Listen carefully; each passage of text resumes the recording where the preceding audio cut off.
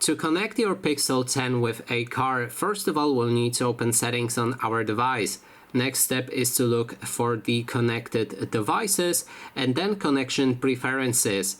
Now make sure that you have internet access on your phone, otherwise you won't be able to do it. Move down to the Android Auto. It may open your Google Play Store, so log into your Google account and then download a newest update for your Android Auto. I already have it, so I won't be showing you how to do that, but it's fairly simple. Next step is to click on plus connect vehicle, and there's two options that you can try.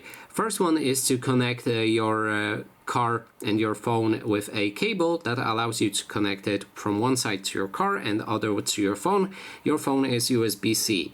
And you can also try a Bluetooth method with connect using wireless Android Auto.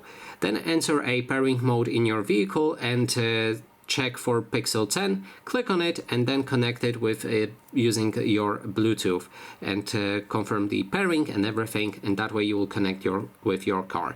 And that is basically everything. Thanks so much for watching.